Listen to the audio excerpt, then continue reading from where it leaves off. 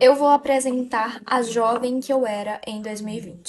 E essa aqui era eu em 2020. Nessa época, eu já postava alguns vídeos e alguns stories falando sobre política no meu perfil do Instagram. Só que eu sempre postava falando mal do atual presidente Jair Messias Bolsonaro e defendendo algumas pautas feministas. E é claro que eu era super aclamada. As pessoas diziam que eu era sensata, inteligente e incrível. Ou seja, as pessoas gostavam do meu posicionamento. E nessa época, os meus seguidores me achavam legal. Eu era uma menina maneira. E eu tinha muitos seguidores no meu Instagram. E eu postava muitos vídeos no IGTV falando sobre política, enfim. E as pessoas compartilhavam, salvavam, comentavam, curtiam, enfim. Só que o problema é que nessa época eu não sabia absolutamente nada sobre política. Eu era apenas um papagaio repetindo aquilo que a mídia ninja, a página do feminismo e também Quebrando o Tabu falavam. Eu apenas imitava aquilo que eu ouvia na Globo e em outros canais que eram contra o atual presidente.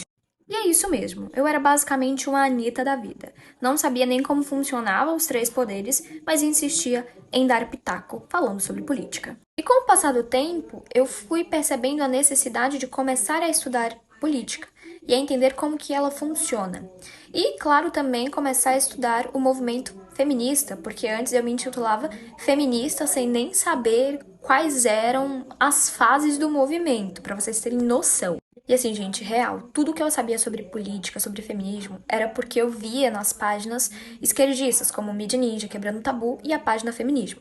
Mas foi somente quando eu comecei a estudar o comunismo, o capitalismo, a entender o que é o conservadorismo, o que é o liberalismo, a estudar a verdadeira história do movimento feminista, a ouvir falas completas e sem cortes e também sem edições do atual presidente Jair Messias Bolsonaro para conseguir compreender todo o contexto a qual ele estava se referindo. E foi aí que eu comecei a perceber que, na verdade, eu estava sendo manipulada pela mídia e, consequentemente e de forma inconsciente, estava também eu influenciando